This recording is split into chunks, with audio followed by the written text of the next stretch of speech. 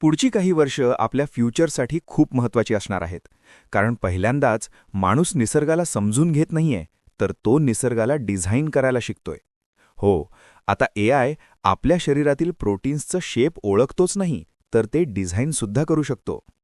आपल्या शरीरात लाखो प्रोटीन्स असतात आणि हेच प्रोटीन्स आपल्या शरीरातील सगळं काम करतात. पण एक गोष्ट खूप महत्त्वाची आहे, त्यांचा शेप. जर प्रोटीनचा शेप बदलला तर त्याचं काम बदलतं आणि कधीकधी डिझीजसुद्धा होऊ शकतो. आणि हा शेप काय असेल हे शोधायला सायंटिस्ट्सना वर्ष लागायची. पण आता एआय हे काही सेकंदात करतोय. प्रोटीन म्हणजे नेमकं काय? सोप्या भाषेत सांगायचं तर प्रोटीन म्हणजे आपल्या शरीरातील छोटे छोटे कामगार आहेत. काही प्रोटीन्स आपलं अन्न पचवायला मदत करतात, काही आपली इम्युनिटी वाढवतात, तर काही आपल्या शरीराची बांधणी करतात. म्हणजेच आपल्या शरीरात जे काही चालतं त्याच्यामागे कुठे ना कुठे प्रोटीन्स काम करत असतात. पण इथे खूप महत्त्वाची गोष्ट आहे. प्रोटीन काय काम करेल हे त्याच्या शेपवर ठरतं. त्याचा शेप बरोबर असेल तर ते योग्य काम करेल, आणि जर शेप चुकला तर तेच प्रोटीन चुकीचं काम करू शकतं आणि त्यामुळे आजारसुद्धा होऊ शकतात. पण प्रश्न असा आहे, हा शेप तयार होतो तरी कसा? प्रोटीनची सुरुवात होते एका लांब साखळीपासून.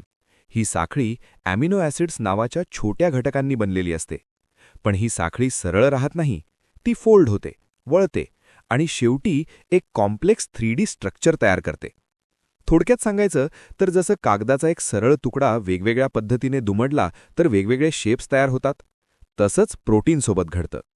आणि हाच फायनल स्ट्रक्चर ठरवतो की ते प्रोटीन काय काम करणार आहे.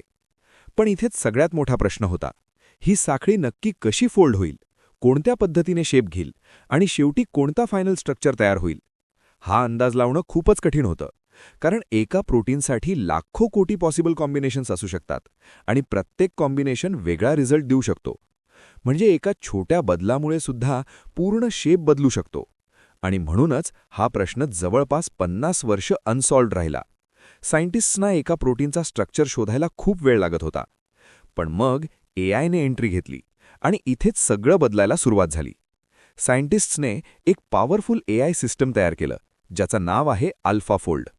या एआयने हजारो लाखो प्रोटीन्सचे डेटा पाहिले, त्यांचे पॅटर्न समजून घेतले आणि मग नवीन प्रोटीन पाहिल्यावर त्याचा फायनल 3D स्ट्रक्चर प्रेडिक्ट करायला सुरुवात केली.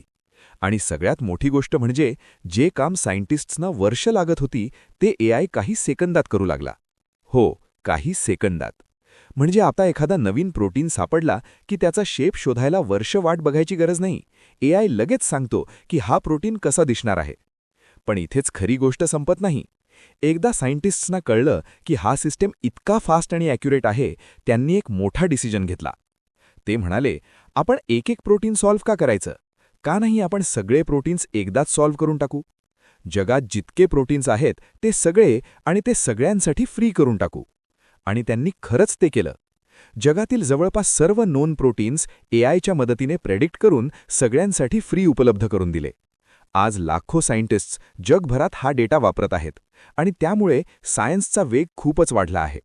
म्हणजे सायंटिस्ट्स आता वेळ घालवत नाहीत स्ट्रक्चर शोधण्यात, ते थेट काम सुरू करतात.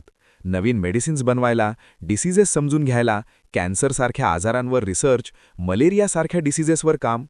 उदाहरण घ्यायचं झालं तर समजा एखादा सायंटिस्ट कॅन्सरवर काम करत आहे. त्याला एका स्पेसिफिक प्रोटीनला टार्गेट करायचं आहे. आधी त्या प्रोटीनचा शेप शोधायला वर्ष लागत होती. पण आता तो सायंटिस्ट थेट अल्फाफोल्डमध्ये जाऊन काही सेकंदात एक्झॅक्ट स्ट्रक्चर पाहू शकतो. म्हणजे तो लगेच पुढचं काम सुरू करू शकतो, कोणतं मेडिसिन डिझाईन करायचं. आणि त्यामुळे सायन्सचा वेग खूपच वाढला आहे. एका एआय सिस्टममुळे पूर्ण बायोलॉजीचा गेम बदलायला सुरुवात झाली आहे. आणि हे फक्त मेडिसिन्सपुरतंच मर्यादित नाही. आज मार्केटमध्ये जे प्रोटीन पावडर्स आहेत त्यामध्येही सायंटिस्ट्स आता स्ट्रक्चर समजून त्याला अधिक इफेक्टिव्ह बनवत आहेत. म्हणजे शरीरात ते कसं अब्झॉर्ब होईल, किती लवकर काम करेल, हे सगळं आधीच डिझाईन करता येतं. म्हणजे भविष्यात आपण जे सप्लिमेंट्स वापरतो ते सुद्धा एआयने डिझाईन केलेले असू शकतात. या सगळ्यामागे आहे खूप इंटरेस्टिंग व्यक्ती, डेमिस हॅसाबिस. लहानपणापासूनच त्याला गेम्स आणि पझल्सची खूप आवड होती. तो चेसमध्ये खूपच टॅलेंटेड होता. वयाच्या अवघ्या 13व्या वर्षी तो नॅशनल लेव्हल प्लेयर बनला. पण त्याला फक्त गेम्स खेळायचे नव्हते, त्याला समजून घ्यायचं होतं की मानवी मेंदू कसा काम करतो. म्हणून त्याने न्यूरोसायन्समध्ये PhD केली. यानंतर त्याने डीप माइंड नावाची कंपनी सुरू केली, ज्याचं एकच मिशन होतं AIचा वापर करून इंटेलिजन्स समजून घेणं. नंतर ही कंपनी गुगलने अक्वायर केली आणि आज तो गुगल डीप माइंडचा CEO आहे. त्याच्या लीडरशिपखाली AlphaFold सारखी पॉवरफुल AI सिस्टम्स तयार झाली आणि त्याच कामासाठी त्याला 2024 मध्ये केमिस्ट्रीमधील नोबेल प्राईजसुद्धा मिळाला. पण इथले खूप महत्त्वाचा प्रश्न आहे. जर आपण AIच्या मदतीने प्रोटीन्स डिझाईन करू शकतो, तर चुकीच्या पद्धतीने वापर केला तर? कोणी असा प्रोटीन तयार करू शकतो जो शरीरात जाऊन नुकसान करेल किंवा डिझीज पसरवायला मदत करेल? कारण ज्या टेक्नॉलॉजीमुळे आपण मेडिसिन्स बनवतो, तीच टेक्नॉलॉजी चुकीच्या वापरासाठी पण वापरली जाऊ शकते. आणि अजून एक गोष्ट, आपण जे प्रोटीन्स डिझाईन करतो ते शरीरात कसं रिॲक्ट करतील हे नेहमी 100% प्रेडिक्ट करता येत नाही.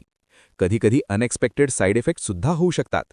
म्हणजे आपण खूप पॉवरफुल टूल तयार करत आहोत, पण त्याचा वापर किती काळजीपूर्वक करायचा हे ठरवणं खूप महत्त्वाचं आहे. कारण आता प्रश्न असा नाही की AI काय करू शकतो. प्रश्न असा आहे, आपण त्याचा वापर कशासाठी करणार आहोत. जर तुम्हाला असे टॉपिक सोप्या भाषेत समजून घ्यायचे असतील आणि फ्युचरमध्ये काय चाललंय हे जाणून घ्यायचं असेल, तर चॅनलला सबस्क्राईब करा. कारण पुढच्या व्हिडिओमध्ये आपण अजून अशाच इंटरेस्टिंग गोष्टी एक्सप्लोर करणार आहोत. Thanks for watching.